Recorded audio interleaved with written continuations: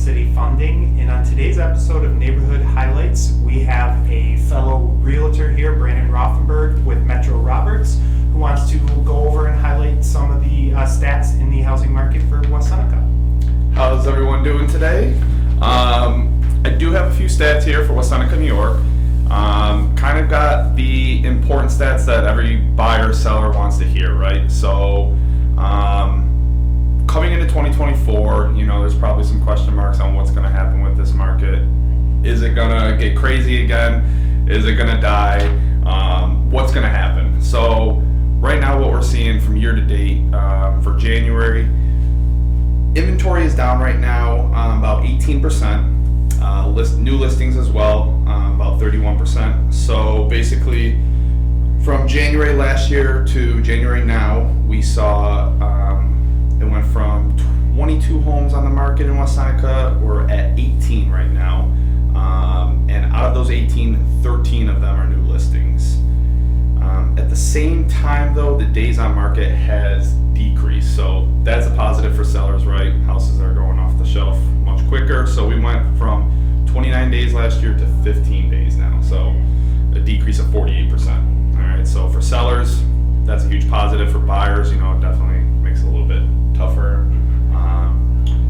Average sales price, though, increased 4%, so we went from $239,000 last year, and now we're at $249,000. So prices are still going up, even with everybody saying, the market's going to crash and we're going to see prices drop and all that. They're still going up. Yeah. So decrease in supply and inventory still, but an increase in demand, and there's going to be plenty of buyers out there. Yeah, and I was reading a report the other day about, because everybody's looking at the rates right now because they're higher than a few years ago, and it basically was just outlining, a lot of people, it might not be in your best interest to kind of wait it out for rates to drop, because when rates do drop, eventually, they're cyclical. They're gonna, drop eventually. Yep. When they do, that's just going to create more pressure in the market because more buyers are going to be able to enter, the market, therefore increasing demand, and prices are going to potentially go up because of that. So there's the old cliche saying, date the rate, marry the house. 100%. Because you can always have the option to refinance, down the road and get into that lower interest rate then. Exactly. Well, getting into the house now. And this is more on the financial side, so kind of your expertise, but I always say, if the house makes sense and it works for your situation and that monthly payment is comfortable, why not do it? I mean, life happens, and sometimes, you have to sell a house a year after or less, but, you can't predict that. Yeah. So, and you're not going to be able to get into that house if you're not qualified at, the current rate anyways. Exactly. So to kind of piggyback off of that, Brandon, is what are let's say banks doing to help out these first-time home buyers in this tough sellers market, I guess you could say. So from what I've seen over the last few years, you're seeing a lot of conventional programs that seem to be matching the FHA requirements when it comes to the down payment. So that's helping buyers in the sense of you don't have to put down 5%. Put down 3 or 3.5 now, and go with that conventional loan. Yeah, so already Home Possible, they do that now for first-time home buyers. It's a 3% down conventional loan. Oh, very nice. Yeah. Okay, yeah. So I mean, that makes that first-time home buyers offer a little bit more competitive when we are competing against multiple offers now. Not that FHA is a bad program, but if it comes down to FHA or conventional, most likely the seller would just prefer the conventional, hoping that it's an easier process. Yeah. Home is moving ready and they have no concerns. I mean, go with the FHA then. Yeah. But yeah, I think the conventional loans matching the FHA are a huge plus right now. I mean, you're seeing Sony May come out with the grants too. Yeah. So it's just trying to make themselves stand out, I think, between grants and kind of giving money out to these buyers and lowering that down payment to save these buyers some money in their pocket. Yeah, that way, people can, get into the home now, build their equity, help them, establish that financial asset in that home. Exactly. So that, they're in a better position, down the road if they want to refi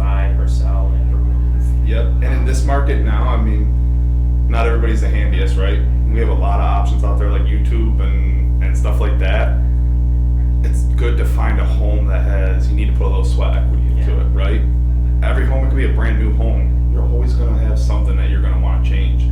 So save on paying top dollar, maybe get a home that's a project home, and hopefully you get a conventional 3% down. You save that 2%, you can put it into some fresh paint and new cabinets or whatever you need for the home. Yeah, and I mean, and we even have a bank now that will do a 1% down conventional loan. And it kind of boils down to the same 3%. What they do is they match, as long as you qualify for it, they'll match a 2% lender credit on top of your 1% down payment. So it comes out to this, 3% down. And that's conventional? Yeah. So it's saving 4% then? Yeah, it's very helpful, to get people, get their foot in the Now, door. is that income driven? Yes, there's income limits, and then there's a cap on that 2%. Gotcha. I think it's 2% or 4,000, whichever is less. Okay, so $200,000 home basically. Or less, Yeah, that would pretty much boils down to that's a cap. But that's the demographic for those first-time home buyers that's right around their price range. And I wouldn't be surprised. I mean, this is just my prediction, but I mean, as the prices continue to go up and people, whether we're in a recession or not, times are tougher, prices are going up. So, any way that a first-time home buyer or any buyer can save some money with that down payment, I think more banks will become a little more aggressive with that maybe. But I guess we'll see this year. Yeah. And then, like a little outlook on, potential future rates, because everybody's like we talked about earlier, like everybody wants to wait for rates to drop and then all into the market. Well, from everything we're seeing now, is I think the Fed's next meeting is in March.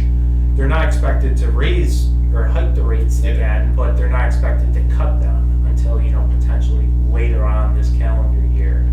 So, because they're just trying to ease and slow down inflation. Yeah, so we can't do the 2 to 3% up to 6 in 6 months again. And do the same thing. Exactly. They're trying to curb it. So, rates might not drop until later on in the year. So if you're ready now, it's a good time to get started. Yeah, get in now. Prices are going to continue to go up. It's just the reality of it. We're still across the nation. We're still pretty cheap here in Buffalo. So I did see. Zillow, Realtor.com, all of them, they're constantly changing their predictions, right? But I did see Zillow had Buffalo, New York is listed as one of the hottest markets, they believe, in 2024.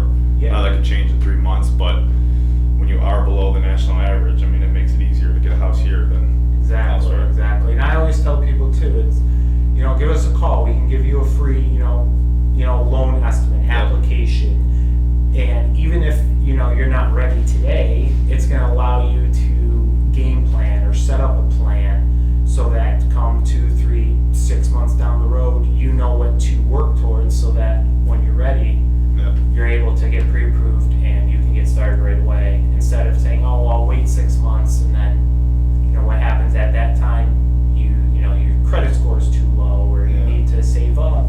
Well, that could have been taken care of, 6 months ago.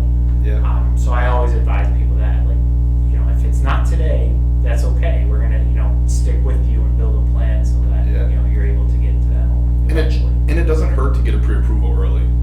There's buyers out there that say, I don't know if I'm ready for 6 months or so, but I'm like, in 2 months, get the pre-approval. It's not going to kill you. At least you're ready if something comes up, because, everybody wants to jump in the summertime. It's going to be the most aggressive time. So if you can sneak in the wintertime, things are a little slower during the holiday season, that's when you can